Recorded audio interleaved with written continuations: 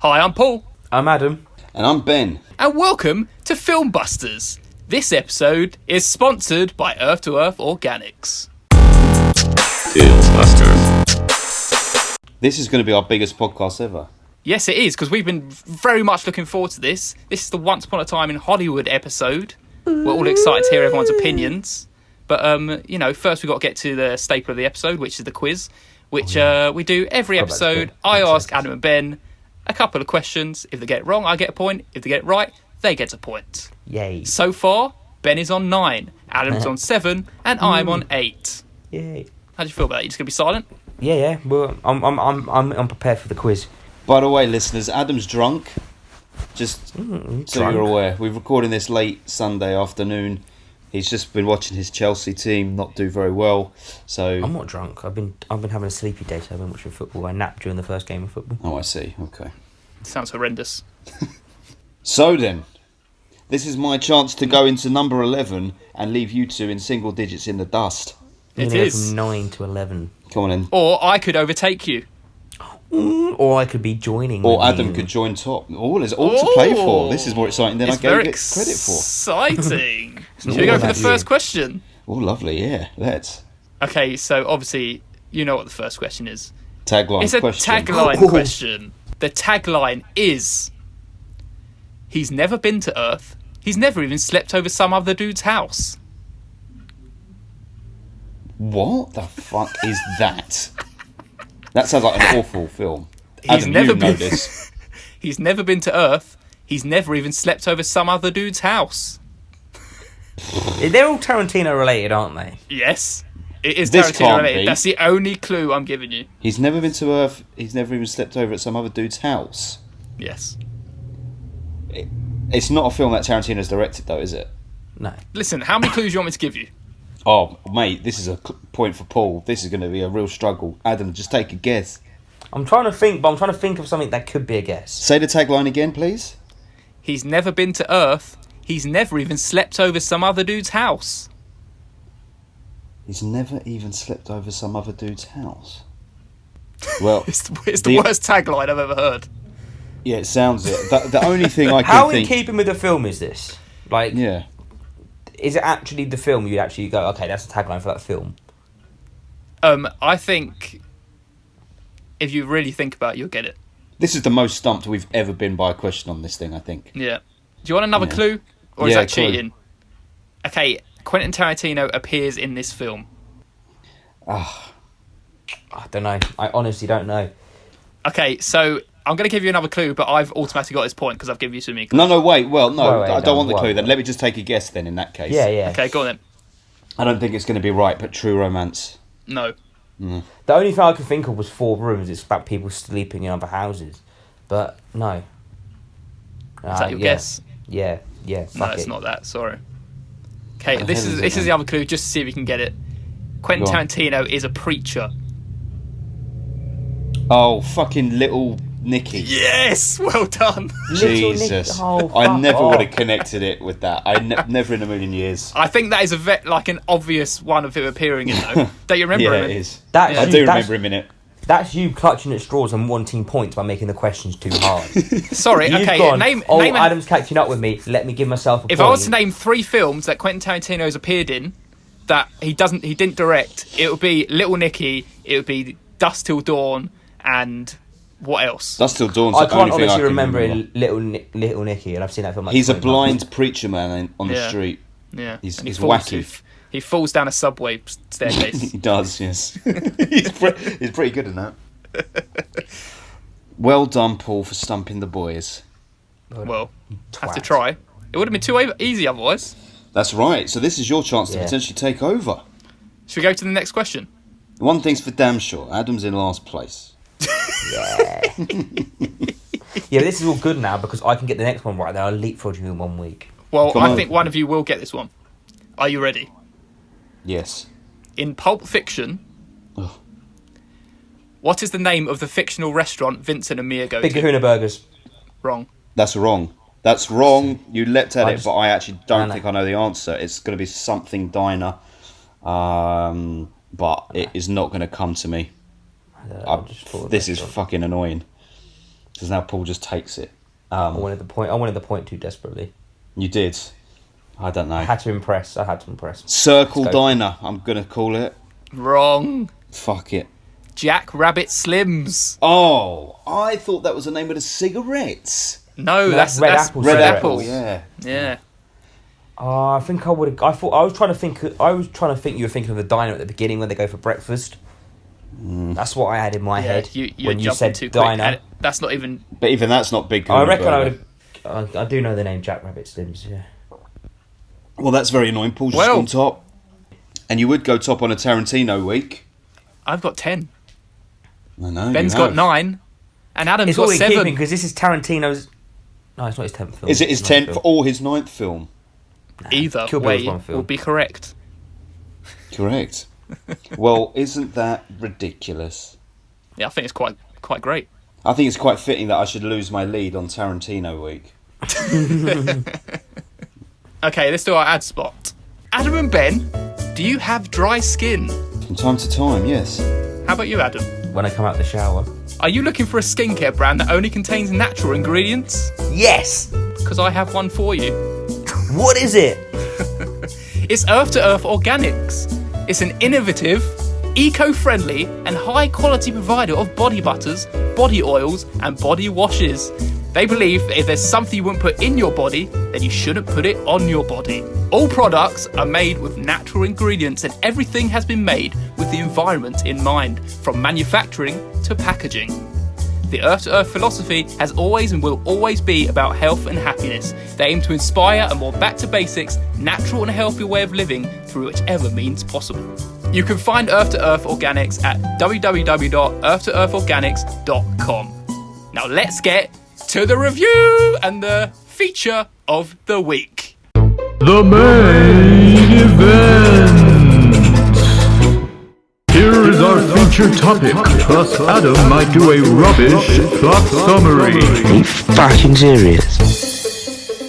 Right, guys, we are talking about Once Upon a Time in Hollywood. This is a spoiler episode, so we will be talking about everything that happens in the film. If you haven't seen it, then do not listen to this. But if you want to hear everything we have to say, then do listen. Adam, would you like to explain the plot? Oh, that's quite difficult. It's a Tarantino film, so yeah, it's a bit of a weird plot. There isn't a lot of plot for the length of film, which I'm quite surprised about. But it's basically focused on these an actor and his stuntman. The actor was kind of coming to a bit of a weird point in his career, let's say. And he's starting to come on a bit of a downward turn, and he's trying to think of the next step. And you follow him and his stuntman, who is also running out of work. And they live next door to Sharon Tate and Roman Polanski, as you're probably aware of the Manson murders, which this film also focuses on. And you follow their story around Hollywood across 2 days, is it? Yep. 2 days, one in February and one in August in 1969. And yes, let's get to the reviews. So you can tell that Adam really liked it because he was serious about the review. I didn't know where to go with it. I was trying to think of weird shit to do, but yeah. And then it gets fucking weird. Well, let's get into this fucking thing, man. Yes, let's do. I'll go first. I gave this film a 9 out of 10. It's the highest film I've given all year. It is the highest film you've given all year. It's very nice. It's about time. It's about time. Oh, yeah. Ben, we know what your review is, so tell me your score as well. Yep, so I gave it an 8 out of 10. I really enjoyed this film. Yes. My heart jumped because it was like half anticipation, half disappointment. Because part of me really wants you to go, but it's a 7. I want you to go low. If you go 10, I'll kill you. If you go 10, I will murder you. Let me think of my next words correctly. But thinking about it now, it's not very memorable, and I give it an 8. Okay. Fair enough. Alright, I'm going to go in first. I gave it high, so I'll go in first. I understand that this film isn't perfect. I understand that this film has a lot of flaws, which I've briefly discussed with you. It's not a good film when you've got to start your whole review off by saying that, though, is it? When you've got to start on the negative. Listen, let me, man, high pitch. finish. Sorry, high pitch. But I very much enjoyed the film, and I very much enjoyed the setting of the film, and I got very much engrossed with the whole relationship between Leo and Brad. I thought they were a wonderful duo, and I did sit back and just think, yes, it was a little bit long, but I just completely lost, and I got involved in the romance of the film as such. For once, I just very much enjoyed my time watching the film, so therefore I had to give it a high rating. And then the ending was just something. Well, we'll talk to the ending in a bit. Mm-hmm. I'm glad that that's you why I enjoyed gave it it. a 9 out of 10. I'm not saying it's perfect. I'm not saying I can understand that that's why I didn't get 10 out of 10. But I very much enjoyed my time watching it. But you're classing it on the level with The Shining in terms of being it's Yeah. as good as The Shining. Well, it's not though, because I give The Shining like a 9-10, where this is more of a 9, lower end of a 9, if that makes sense. But yeah, so that's fine. So if you had to grate him, I'd put The Shining above this. But also, it don't know if it's the whole thing of like when I first watched Django, I came out really enjoying it. I watch it again, and I'm thinking the romance wears off, and then you start the flaws come even higher and higher out of the film. Yeah. So I don't know. Well, we're all in slightly different positions in terms of when we see it, because I obviously saw it about 3 weeks ago, so I've had a little more time to sit with it. And like you said, 8 is a good score, so I did enjoy the film. But as time has gone on, I wouldn't bring it down to a 7. I'll stick with my guns. But as time has gone on, it's all the bad bits that have stuck with me, and none of the good bits. I agree. Okay. And you just saw it yesterday, Paul. So what's your Yeah, impression? it's such a strange film. I've really enjoyed it. The strange thing is, I really enjoyed it the whole way through, but there was, as you say, the bits that stick with you, and there was a lot of bad bits. I was like, even when I was watching the film, I was like, I don't like this bit, the film felt so long, and I felt it. I felt the length of the film. See, I didn't feel the length of the film. I looked at my watch like halfway through, and I thought, oh shit, it's been on for like an hour and a half, but it didn't feel like that. The only bits that made me ruin the film was his quite obvious obsession with feet. I've never noticed this in a Tarantino, probably because you're more aware of it coming into this film, but it all was off-putting in the film, the amount of times he tried putting it in there. It wasn't like they needed to be there, it was like he has shoehorned this in there for the sake of his own pleasure. I think he did it on purpose because everyone knows he has a thing about feet. It felt I know unnaturally. Yeah, that's why. And it just like, no, this is just quite obvious. This is annoying me now. This bit in the scene is now. He definitely did overdo it, and like everyone knows it as a foot thing, but it was like, oh, well, I'm just gonna make it really tongue in cheek and put it all over the film. But it just when Margot Robbie was lying annoying. in the bed at the beginning, that was perfectly in keeping, no problem. But then she started putting her feet up in the cinema. Who does that anyway? Yeah, and also like the feet up in the car. Like, who the fuck does Yeah. that? Stop this, Pussycat. man. I kind of get Like that dirty one feet. to an extent, but don't put it like across his side. Maybe you should have it on the dashboard. But that's what the weird, like hippie people they were. They were so just carefree and loving. They wouldn't care about doing that. They would walk around with no shoes off. But anyway, the feet thing, regardless, right? Do you know the thing that's good about this film is it is clear that Tarantino, we all know that he is a master of cinema. He understands cinema on a like almost above human level. He's got a great awareness and understanding of the industry, the studio system, how actors flitted between TV and film in the 50s and 60s, and he brought all of that understanding and put it into this film, and it feels completely and totally authentic, 100%. Yeah. So wicked for doing that. To be able to effectively create fake TV shows and stuff within the film and make them feel real, great. That's all fantastic. Even when he That's all put good. Leo's head on the Great Escape.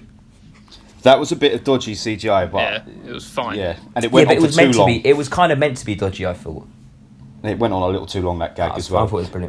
But the thing is, all of that aside, beautiful setting, location, integrity and honesty to the time, the people that we are watching, there's nothing going on for them that is in any way decent. What it is fucking Tarantino realising that he's now too old for this game, and that there's a new way of thinking, there's a new brand of filmmakers, and he's been pushed out.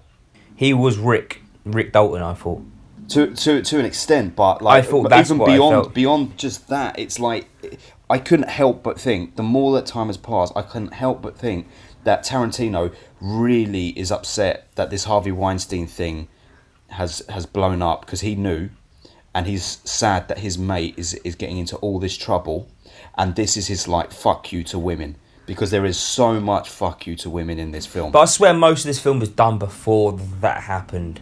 What, you haven't heard of rewrites? I don't know. I don't know the ins and outs of it, but I swear this film would have been done. Well, They were filming this time last year when we were talking on the podcast, and that Okay. was almost a year after the Harvey Weinstein stuff came out. Okay. Yeah, they definitely Yeah, would it's have been been a while filming. now, hasn't it? Because this is his first film, I think, without Weinstein as a producer. And Yeah, I 'cause it's honestly, Sony, isn't it? Not Miramax. yeah, I honestly can't help but think that there is an unnaturally unbiased anger towards women in this film in so many different ways.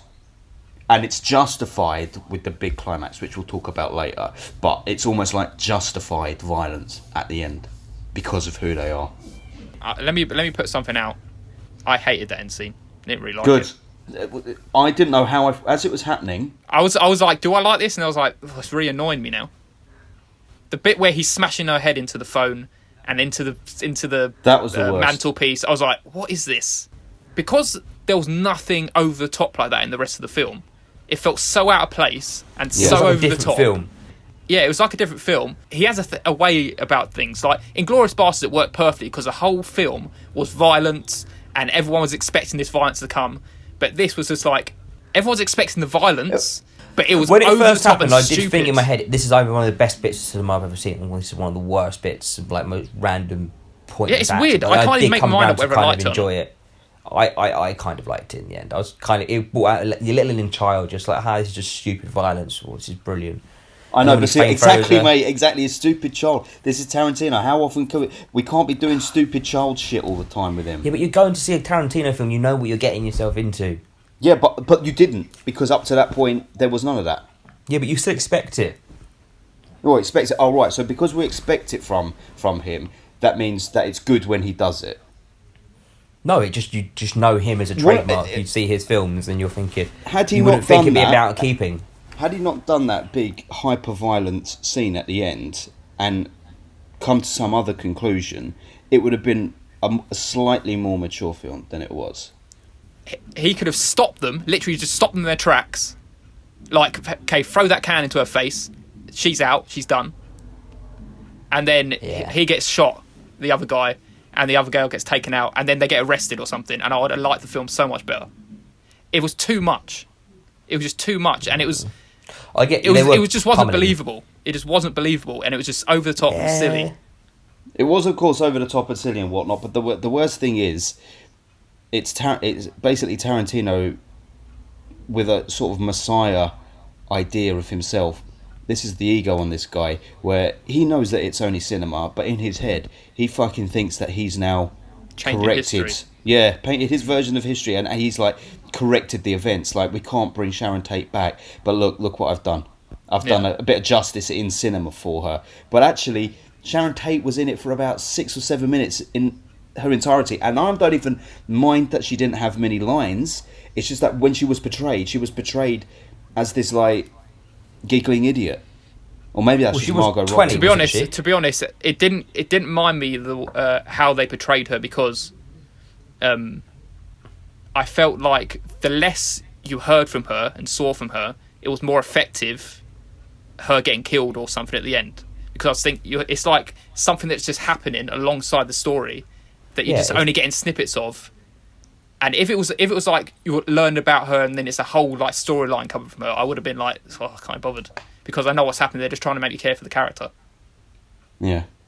But I like the way they did that. But then what was the point in showing her? But it's just for Tarantino to say, yeah, let me look, I've changed history, which he just basically took from Inglourious Basterds, where he did it 100 times better.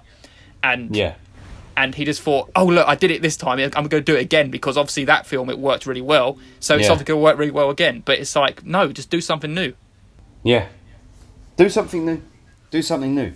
And also, like, tell a different fucking story, man, because, like, this story is just a couple of guys like, oh, fuck, the world's turning against us, the world's moving forward without us, but we got each other. Okay, great, you want to make a buddy movie, and I believed it. I believed their friendship. That was all good. I did. Yeah. I thought their friendship was nice. It was very good to see.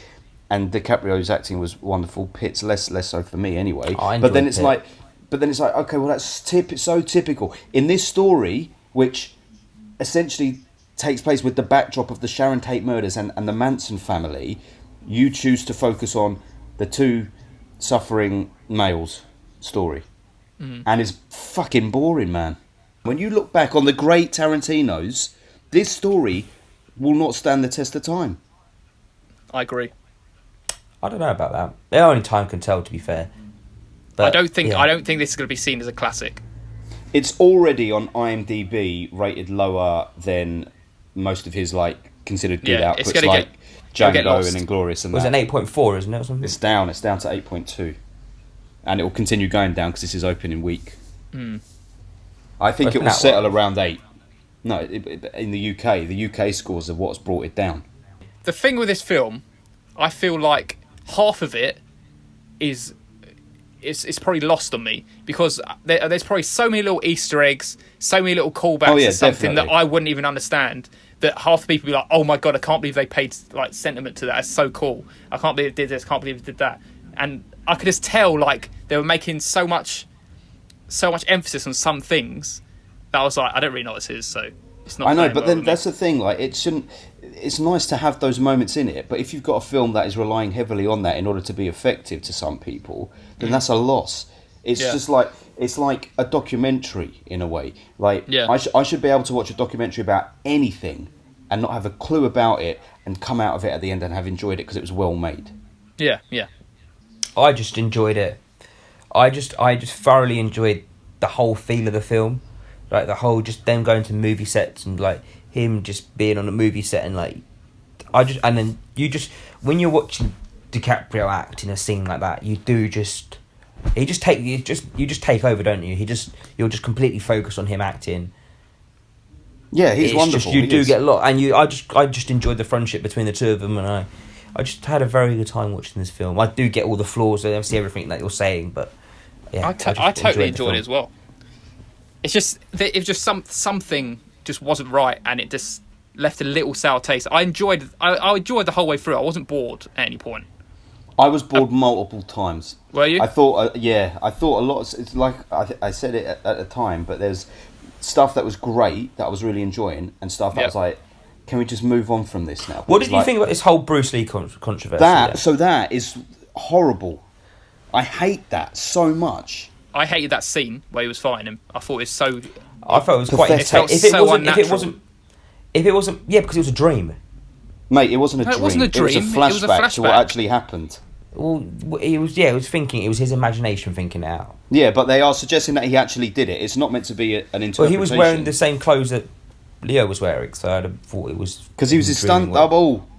Yes, but then when Leo was filming his new film, I thought it was him just thinking, "What about if I did go down to the movie set and try and get that?" Because he said, "Sorry, there's no job for you on this set." He goes home, fixes the satellite dish, and then he replays that thought in his head, saying, "Oh, there's no jobs for you." I thought and it was him thinking what would happen if he went down there. No, that scene plays out, and then he went, "Oh yeah, that's why."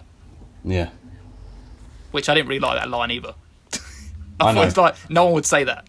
Exactly, yeah, cheap laugh. Look, I mean, I'm trying to actually get my head in the fucking game here with some of the things that annoy me. But I'm glad you said that, because that was annoying. But I can see a bunch of people going, "Oh yeah, look, Tarantino created a character that could kick Bruce Lee's ass." And Tarantino, in an interview the other day, said, "He's my fictitious character. So if I say he can beat Bruce Lee's ass, he can beat Bruce Lee's ass. He's my character." It's like, yeah, all right, that's fine, Quentin. But like, you're living in a disrespectful fantasy world in that case. How the hell do you pay homage to Bruce Lee in Kill Bill with the yellow jumpsuit and then just make him out to be a bitch? Because that's what he did. It wasn't just like, oh, he lost a fight. He made him out to be a whiny little snivelling bitch. I did not understand why he did that. And for me, I thought it was odd. Pitt in Tarantino films does not work for me. He comes across as really arrogant and horrible and unlikable. And that's totally a Tarantino thing, because Pitt in other stuff works, but as Aldo Rain and as Cliff, he's very arrogant and unlikable. The whole scene in the car when he's with that fucking hitchhiker, it's played so slimily that we're meant to think, oh, what a decent man he is, that he doesn't want to fuck this like young girl, because she's throwing herself at him. But don't worry, because he's still a man. He's resisting the young girl, but he's still a man because he chose not to fuck her. But she was coming on to him. It's like, Quentin, are you a fucking paedophile? You know Quentin Tarantino must be a paedophile, right? You know that he must be. I'm serious. You heard it here His first. girlfriend, his fucking Wife. girlfriends that have been very, very, very young in the past, and his wife is young. Okay, she's not a teenager, but he's channeling some shit through his character of Well, Cliff, Leo. for Yeah, of sure, course, you always do. absolutely for fucking sure. Yeah. I think it's disgusting. I think that scene particularly is where I knew that the film wasn't going to be for me. It was that hitchhiker scene. Yeah, I hated that oh, bit. She was so annoying, and that's again Tarantino ruining an actor because she in Leftovers. Yeah, is she's not. great. Yeah. What about the bit on the farm? So the bit on the farm had good moments of tension, and it goes to show that he can direct like a tense scene and potentially a horror film in the future. But it all was for naught because it got played out. I didn't give a fuck about that old man inside there. It dragged knew on exactly for what was gonna so happen. long. And then he goes back to the car and then gets in the fight with that guy. It's like, this has gone on for so long. What was this for? And the fact is, it didn't even play out in the future because they didn't even recognise him anyway. Yeah. So there was what's no the point? that wasn't paid exactly. There was no payoff to that scene. So this is the parts of the film I was thinking I quite enjoyed that first time round, but if I rewatched that bit, I could see it graining on me, forgetting how long it goes on for, and then that goes nowhere. But when you're watching the film, I enjoyed watching that part because you also think something's going to happen. Yeah, it was great tension building, and you're exactly right. On the second go round, But with no payoff. anything, no payoff, and it was just like all the people standing outside, like, oh my god, what are they going to do? And then they just all disappear because that's supposed to be like a funny. Yeah. She's the only one standing there. It's like I know. I don't know what he was trying to do there. It was just a whole long scene that like you said had no payoff whatsoever. Just so No. he could say, "I know you from the ranch." Yeah. Yeah, was I it. did kind of get. They didn't see him, did they? What do you mean Huh? I didn't see him? They didn't say to him at all when they got into the house, "I recognise you." No, he said, he "I said recognise you," but they didn't say, "I recognise you." Even though them two, the guy and him, were standing in front of each other, talking to each other, yet he didn't recognise him, even though it's only 6 months. Surely you'd go There's a like, guy on the "Oh, I horse, recognise you wasn't from it? somewhere." Yeah. he was only there for like a second. That's where the guy on the horse. Nah, he was chatting to him. Do you remember? And they said, "Oh, he's chatting to Tex on the horse," and then he Oh, rides yeah. away. Who knows? Who knows what that scene was supposed to do anyway? I agree this film's got flaws, but I did enjoy my time. Maybe it'd be like most of the other time, like when I watch Django again, it kind of drops a bit for me. I could maybe see this being the same, but for the moment, I enjoyed it. Funnily enough, this is probably the first Tarantino film I'm like, don't really care to watch it again. I was about to say this sounds to me based on our podcast last week or whenever it was that this one you're more you're less enthralled with for sure compared to Yeah. some of the other ones we were talking about. I'm not buying the steelbook No. because I don't You're not care going to for try it. and complete your. Have you got all the rest? No. What was you missing? I sold a couple. I sold Jackie Brown a while ago. Anyway, this is not a conversation we should be talking about on the podcast. People might be interested in your silver your collection and what goes on with it. I have all the major ones. I don't have Grindhouse. Let us talk of Al Pacino's very boring scene. I kind of forgot he was in the film until he popped up again later on. I was like, oh yeah, shit, Al Pacino's in this film. Yeah, why get him to play that role, man? There are so many things when you think about them. There was no proper payoff. It was like, oh yeah, I want you to be in spaghetti westerns. I want you to be in spaghetti westerns. Yeah. 6 months in the future. Oh yeah, he's been in those spaghetti westerns that we were really bigging up about. And At this is the beginning, afterwards now. Yeah, this is after that now. So Al Pacino's character really didn't matter. They could have done that in 30 seconds. They could have done that. Yeah, but it's still nice Somewhat- seeing Al Pacino on screen with Of course it is. It's But not Not gonna going to get as many well, chances Yeah. like that anymore. Take him while you can. that scene where he was saying, "Oh, I watched this, and then I watched this, and then I watched this," and it was like really boring. It was, yeah. They could have done that in a better way. It was Because too I was like- indulgent on Tarantino's part. That's what Yeah, I was it like, was. "What? So how many times are you gonna do this? How many times have you got to say it? You could be saying, and then I'll watch this next film, and then do a Yeah. little clip of it. They could have integrated the films into the film a different way, like one that flowed better than rather than being stilted and And broken. another example of one that ran on too long. When he's sitting with the girl before they're going on set for the scene, that was a nice scene. But Yeah. it's like, Quentin, cut this now. Come out of it. Yeah, yeah. We got it. We've enjoyed it. And it ran. Does he edit his own films? It needed an editor. It fucking needed one. It needs someone to It sit needed down someone with him else, 100%. and go. It needs someone who's really harsh at editing films and him in the same room, and they can maybe come to a mutual agreement. Yeah. It needs somebody who goes, no, we need to cut this now. Maybe even if you think they cut it a bit too early, and then they can meet in the middle ground. Yeah, Yes. I agree with that. Because it could have helped the flow of the film it more. It could have been a bit snappier. You know the scene with... Because he likes to shot a camera just stuck on one shot for a long time. He doesn't keep switching between camera angles, does he? No. You know the scene where he does the guest appearance on the show with Timothy Oliphant, and the camera's like you said, the camera's just kind of moving backwards and forwards throughout that. That again, nice scene, but then it ran on for so damn long. Yeah. The bit I didn't get was when he was talking to his new co-star. I remember he meets him before, not a bit on scene. I like that bit when he was acting, and it kind of like I forgot my lines. I quite enjoyed that.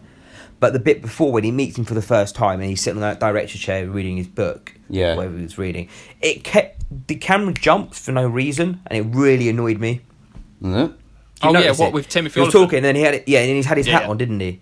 He didn't have his hat on, then he had it on again. Yeah, it was trying to like show how long they've been talking for, and he's going on about himself and how he wasn't in the Great Escape and stuff. That just took me out of the film, but. Yeah, I thought something had happened to the film when I saw it first, and then I was like, oh no, this is actually an effect he's doing. Yeah, Didn't even notice that. You don't remember when Timothy Oliphant, he's talking to him and it keeps jumping? No. What do you think of Damien Lewis as Steve McQueen? Is it Horrible. Damien Lewis? Yeah, that scene was stupid as well. Crass, crude attempt at like bringing Steve McQueen back to That's the life. whole thing. Again, it was like that scene could have been good if there was a payoff maybe between the characters, but there wasn't. If it was it could have been. It's almost like you didn't need it as well, and don't even get a big name for that. If you're going to have such a minor thing, like, because then it's just a case of, oh, how many stars can we get playing characters in this? I mean, he cut Tim Roth out, didn't he? It came in the credits. It said Tim Roth, and then I know, I noticed that. That's a shame. I remember Michael Madsen was in it, but I can't remember what he did. He had some cameo appearance in one of the westerns. Yeah, in it the was in one of the TV show westerns. bit. Yeah. And he said, TV, he was when the one he who was doing said, his TV show. "Oh, I'll come bring him to you when it gets here."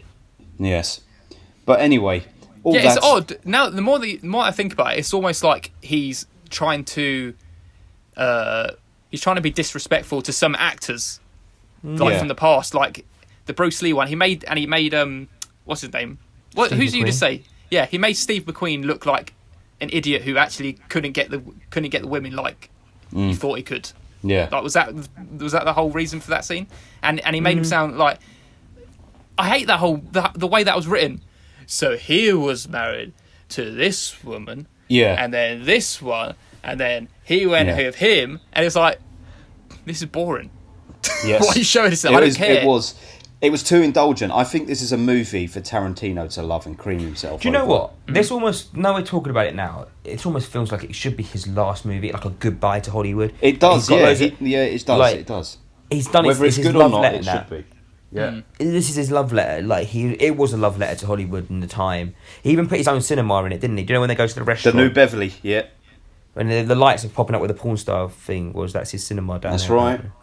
But also, it's got all these actors that he's worked with throughout his career, just kind of shoehorned in there. Like, what's her name? Zoe Bell pops up. Yeah, like I hated that bit so much. That was my but it worst was bit almost of the like he was getting all these actors in the film. But so now that you've brought that up and that scene, let me come back to the women hatred thing, right? Yep. So how do we feel about the fact that essentially you're rooting for someone who killed his wife? Yeah. They didn't really focus on that as a point. No, they didn't like to focus too much on it. I don't really mind that as a plot point. They could have. To be honest, it makes it quite interesting. If you're going to do that, you should have focused on it more, so you do kind of have a bit in your head. It's like, okay, I like this guy, but he did kill his wife. Like, where did your moral ground stand? But they didn't focus on his wife dying enough for you to really care that she was dead, and he killed her. Yeah, it was only just for that one scene with Kurt Russell. I think it's quite clear that he did kill his wife, though. Yeah, I mean, it's quite clear, but there wasn't a point of you forgot about it in like another minute later because they didn't really make a thing of it. He could have made more of a thing about it. So, but it's a culmination of these things, right? This is the big problem with it that I had. The more time goes on, and it does come into the sexism that's in it. That makes it a problem. That coupled with his engagement with the young girl in the car, mixed in with the sort of treatment of Sharon Tate. All right, forget that she didn't have many lines, whatever, but just her portrayal. The fact at the end that after everything that goes down in the house goes down, Rick Dalton walks away from his pregnant wife. That's what I didn't like. Walks away from his pregnant fucking wife, Was she who's just been pregnant? in the most traumatic situation ever. Oh no, she wasn't pregnant. Sorry. Walks away from his wife and then goes and has a drink and with other goes people. and has a drink with other people. Yeah. I'd have been like, moments afterwards. Nah, He showed more care stay. to his best friend than his wife. And that's why the whole fucking thing is a boys' club. That's what it was. It was a boys' club film. It was about boys looking after each other. We're best friends together. We're going to get through this together. And your measure of success is like if you can save the life of some woman. It is outdated. It is out fucking dated now. Yes, you can keep making these films for 20 more years, but I'm done with it. We don't need to keep seeing fucking male heroes saving everyone, white male heroes saving everyone all the time. It's particularly starting to piss me off when I watch films now like that, because it plays into the mass audience. So of course these films are going to remain successful, because that's the main audience. Young white males. So when you've got white male fucking heroes constantly, all the time, stories that focus on them when they're actually more interesting and sometimes more tragic characters in the plot, but you decide not to shine the light on them, that pisses me off. And it's getting fucking boring. I don't mind watching these films from the 90s and the noughties and the 80s. These are times when those stories were fresh and maybe they were a little bit self-indulgent, but we hadn't seen too many of them before. We've had fucking 100 years of cinema now, enough of it. Here. Yeah. I still Response ever, Adam. And that's exactly what fixed my opinion. Yeah. I still enjoyed my film. I know, I'm good, and mate, and I'm glad, and I'm not saying you're wrong. You're right. You're right, and I'm right. You're very right. This film was there was something wrong with it. It just wasn't. It's Take such an all the odd sexual film. It's politics such an out. odd The film. story isn't that interesting, is it? Take all No. of the shit about how he treats women. The film is, what is it? The only thing I I've got- really loved and what made me rate it an 8 is the relationship between Leonardo DiCaprio and Brad Pitt and just them in the film. I agree. I just That's what I enjoyed enjoyed. I agree. Everything Look, around it annoyed What me. he a always little does well, though, he always has his character in a Tarantino film where you can't take your eyes off them acting. And every time, like you said before, every time they're not in the film drags. You just want that person back on. And he's done it so many times now that you've got to give the man some credit for that. He gets these great performances out of these great actors. And he always seems to bring them out. Not always, come though. back. Like I'm saying, like with Pitt, for me personally, Pitt's never worse than with Tarantino. I still enjoy Brad Pitt. I enjoyed that. I What about enjoyed his characters. shit-eating grin that he has on in this movie the whole time? I have his no sh- problem with Brad Pitt. It's not. I enjoy Brad What? Pitt. So did you think that his acting in this film was up there on a level with DiCaprio's? No, No, it wasn't. DiCaprio But was I 100 times enjoyed better. him as a character. DiCaprio's acting in the film is brilliant, especially that scene when he's in the chair when he was with that girl. Even though he's meant to be doing a good actor, that was still. I felt like I watched the whole film of him, that whole film that he was acting out in that scene, and you were like really engrossed in it and wanted to find out what's going to happen. Who are you talking Because about? again, he's just so captivating. You're talking about DiCaprio DiCaprio when he now. was in the chair, Oh, when he was yeah, with the little yeah, girl yeah. on his lap. Yeah. Agreed.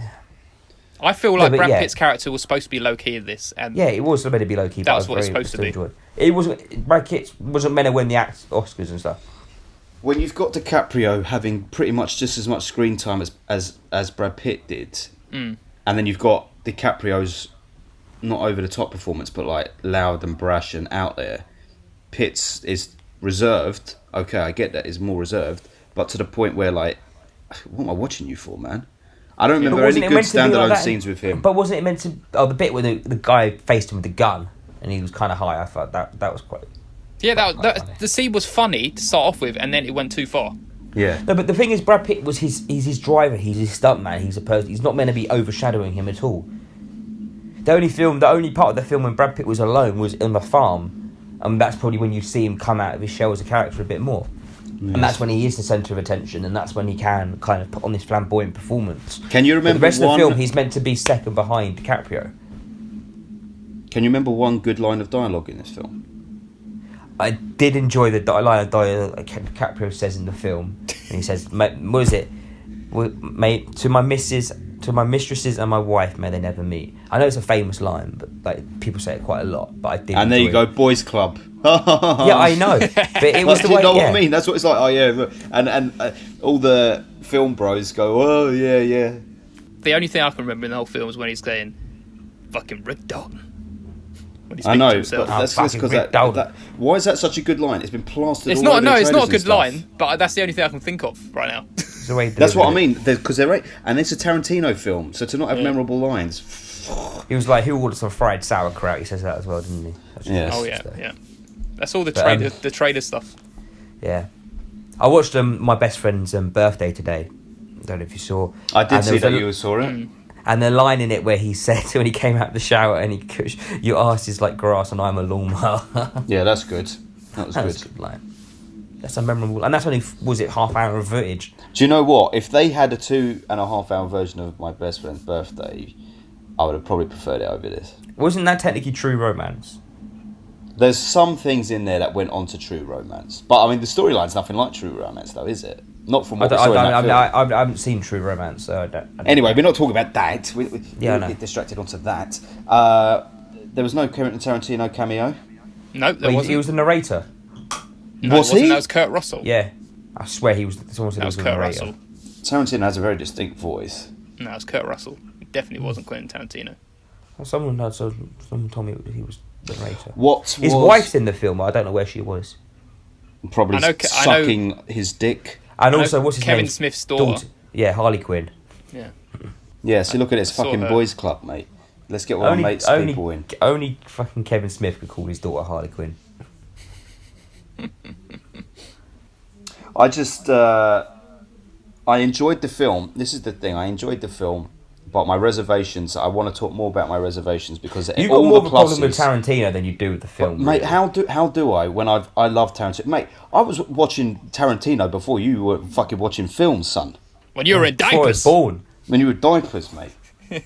I was watching Reservoir Dogs at like 12 fucking 13 years old, VHS in my bloody bedroom. And I fell in love with that fucking thing. I ain't got a problem with Tarantino. I've got a problem with his lack of willing to change. You can't keep... Oh yeah, and he never will change. Well, then that's boring. That's boring. If you're not going to evolve with your art... Look how far Then- he's gone though from Reservoir Dogs to that. Like Reservoir Dogs is beautiful compared to that. Like how has he gone so Yeah. far? His Money is the- what ruins Tarantino. He works Yeah, well so- on a budget. He should not be allowed to make big budget films. I think this film's too much. He's got too much in it. I think that's what it is. It's Yes. not simplistic enough. It's too much going on.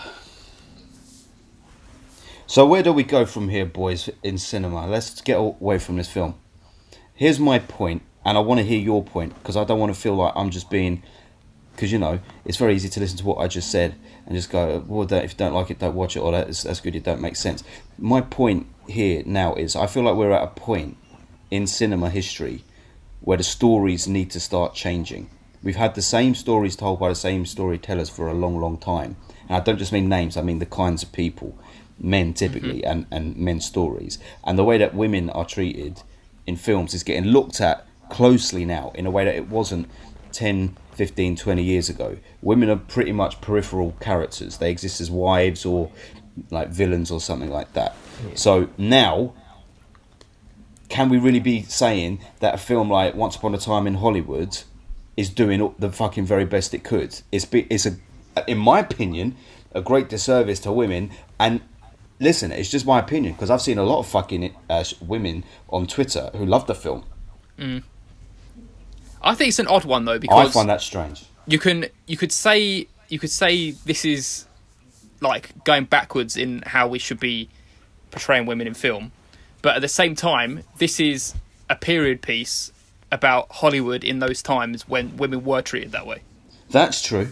But I also think that he's done that intentionally because he longs for those days. At the And same time, If he's willing to change the course of history, he should be willing to change the perception of people in history as well. look at that. Look at that. But Adam Put also that just wants on a his mistresses and wives not to talk. Yes. Yeah, but it's the way it was delivered. It's just like a memorable bit of... Sorry, I just had to destroy you then, Adam. I know. Well done. It is a good film. It is a good film. I It's still well enjoyed made. my time watching it. It's an I odd enjoyed It one. was a parts. great. It It's was very a great odd. escape. I was in a. I don't know. It just put me. I was watching it. I just very much enjoyed my time in cinema, and it was a. Oh, look at it! Like this is. It was kind of refreshing as much as it was. Out. Like you said, it's outdated, but it's also refreshing at the same time. It is. What nice was going to refreshing see- about it? That's a genuine question. It is, and it does have. Okay, you're going to go on about original, but it did have an original feel to the film. You haven't seen it really before. Because you've never seen the film before. Yeah, but it's like at the moment we are inundated with superheroes and sequels and remakes and stuff like that. Okay, you're So going to it win me is- with that point. But it is something. It is nice to actually go to the cinema and be generally excited. Like you've got a great filmmaker like Tarantino still making films for us as a generation. Like Yeah. you take it for granted. Like you've still got Nolan making films, you've got Spielberg making films, and you've got Tarantino. Like these people that probably go down. Scorsese still making films. All these people that will go down in history of like the greatest filmmakers, and they're still here making good films or great films. I whether you agree, want to look but at don't it. you think that the trouble with being this person, this great filmmaker like Tarantino was and is that because you're so good, you are held to a higher standard than others. So because you're held to that high standard, because this is the reality. If you But also feel- if you tell me go in the cinema now and you can watch a film by the Coen brothers, a film by Tarantino, or a film by Yeah, someone else, I'd go into the Tarantino one because I'm like, okay, I know that Tarantino's is going to be good or know what unique, you're gonna get. distinctly his. So I Yeah. want to go and see that. But if I then got this, it's like, no, the standard needs to be a little bit higher. We know how good of a filmmaker you are. So this film didn't Yes. quite cut it for me. It should have been above this. This, from he's another lucky- filmmaker, would have been acceptable. But for him, better. Expect but it's better. also he's lucky. Probably the timing of this film is where it has come out is this in its unoriginal period of cinema. If it Yes. was, if this was during another type period of cinema, he might have been people were like, no, that isn't good. But it is. I think people do like it because it is refreshing to see. What is it? It's only the second film this year to make over £100 million off an original script. Well, The other one was Us. that is good. Didn't beat us though. It's made more. Well, it's going to probably make more money. No, than but I'm Us, saying isn't it didn't beat us as a film. Oh, you preferred Us as a film? Hell yes. I don't know about that. I don't know which one I'd I'm rather see tossing again. that over. I in still my don't know head. how I think about Us. That's a whole nother kettle of fish that we can get back into. Yeah, that's But- why it's interesting. Like when we watch a film immediately, because it does change as the weeks pass. Not necessarily Yeah, the I rating, reckon but this the film way I you might go view in a bit it. your way, but because I just think the romance of the film did wear off of me, and I just did get lost within the world. The whole sunniness, it just felt like it had a good happy vibe about it, even though the film was about murder at the end.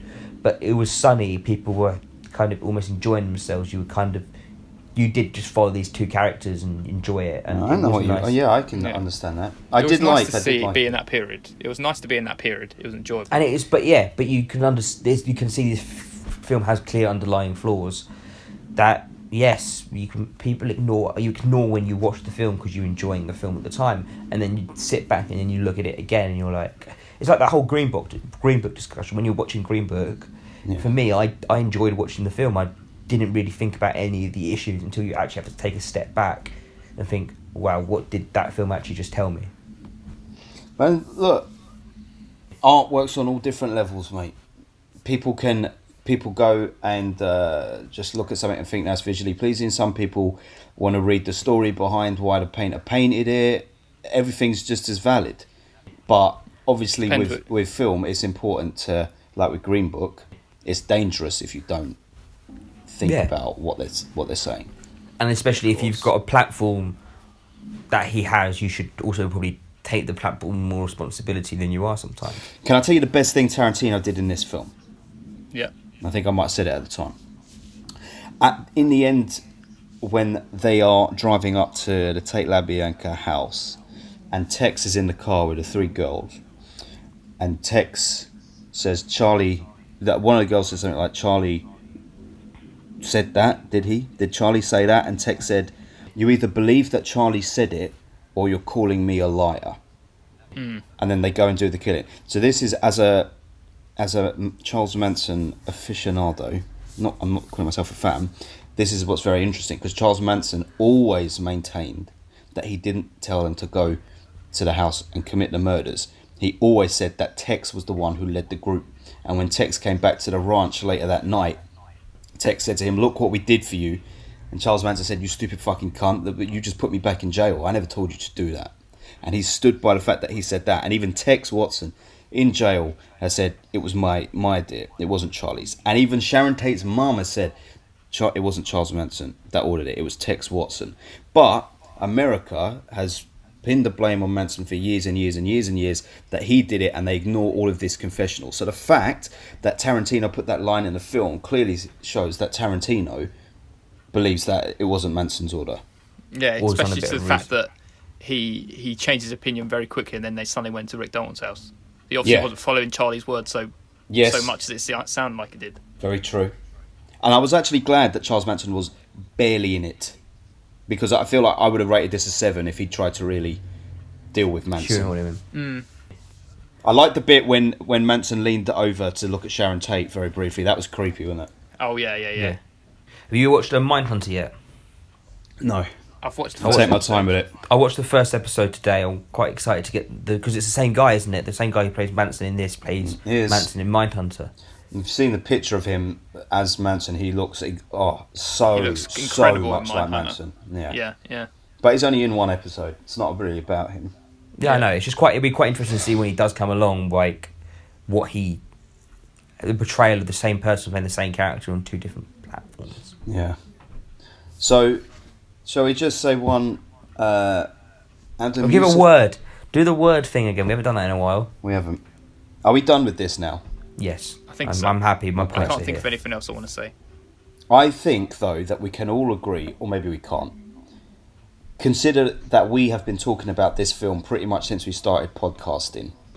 In the old days when we used to do news features and shit, we were talking about this film.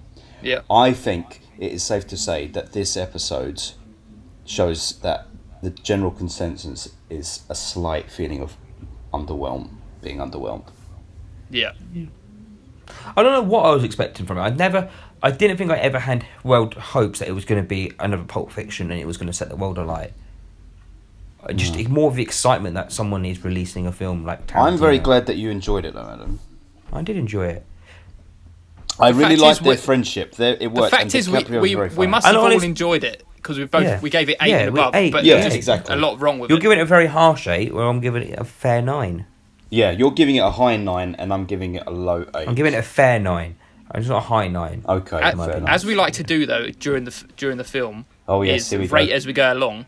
I never went any higher or lower than 8. I don't really think. I try not to think about that because then you're always constantly thinking of a rating of a film. I always sometimes do. it's nice. I'm always doing it nowadays. Watch a film without trying to think I've got to rate this. Like, what do I actually try and give this now? No, but you don't decide it. But it's sort of like every now and then in the film, I just check in with myself. I'm like, something will happen. It's normally when something happens, and I go, 8, and then something else happens. I'm like, 7. Yeah. And then something else happens and I go, is this going to be an 8? Yeah, 8. 9. that's kind of what my journey goes like. You sound like Monica in Friends. Yeah. 7. But in this film, I did go down to 6 when I was watching it. And What point? I feel like it was one of the really long driving scenes because didn't you feel like there was too many scenes of cars just driving with music. around? Yeah, with a soundtrack in the background. Yeah, Do you know what bit really annoyed me? When he played California Dreaming, but he didn't play the original version. In my head, all I wanted to do was like, "Can now you play me the original song?" Like that's all I wanted to hear at that moment in time was the original version of that song. That's his personal collection of albums, son. I know it is. But all I wanted to hear was like as soon as it come out, could someone just play me this song so I could hear it properly in all its glory? Well, that was Once Upon a Time in Hollywood. It was. Should we do one word? Yes, let's. Okay. Give me a second to think of one. It's a hard one to do a one word for, actually. Yeah. Yeah, I think without being too harsh on it. Yeah. Without being too harsh. Yeah. I don't know if mine doesn't actually make sense. Go on, do it. So yours. Mine was captivating. Mine's problematic. Mine's average then. Well, that's not a word. Okay, that's not a correct word to use in this situation. It was. Well, I actually had another word. Now I totally I'd say forgot what I was going to say. average is your overall if someone went to you, how's this film? You would go average. You wouldn't word say was it I as a say? word. Oh like no, I was going to say fine. an adjective. Fine. Even that's more of a description. You need like a word that's an action. A Almost. fine, captivating, Yes. yet underwhelming Problematic. film. These are problematic. I would love to. I don't know. I feel like You would- this. The thing with this film is it's going to provoke a lot of conversation. I would think. It's very hard because I really enjoyed it. Yeah, I know, but see, that's the thing. I did enjoy it, but can I just say one other point, which ties into my thing about the new way of looking at making cinema. If this was just an action film or something brainless, you wouldn't hold it to this level of scrutiny. But it's because it's Tarantino and because he's a significant fucking director in the game that we have to talk about cinema then and what he's doing for the future of cinema, because it has People idolise ramifications. him and they want to be him in the new generation. Yeah, so what he puts out, if he's not pushing things forward, it's a, What it's he a puts bad out will sign. be copied 1,000 times. What someone else would be copied once or twice. So Adam, this is obviously your top film of the year because it's your only 9. I mean, it has been a poor year in my opinion so far. So your top 3 in this order is Once Upon a Time in Hollywood, followed by John Wick Chapter 3, followed by Us. That's your top 3. Yeah. Mr. Paul, where do you rate Once Upon a Time in Hollywood, considering But your if I other... watched it, I would rather Yeah. watch John Wick 3 again. And No, I but wouldn't. that's fine. It's not about rewatchability. It's about what you enjoyed the most, what you took the most from, what spoke to your soul. Indeed. Paul, Go on, ask me. Yours is an 8, and your 2 films, Midsummer is your top 8, and Can You Ever Forgive Me is your bottom 8. It'd go top Midsummer, Once Upon a Time in Hollywood, then Can You Ever Forgive Me? Oh wow! Ooh, I thought you were going to put it above Midsummer. I thought it was going to be your high 8. No, I kind of Midsummer knew he was was going to better. put that. Look at that. If I came out of would. Midsummer with positivity. I came out of Once Upon Yes. a Time in Hollywood with negativity.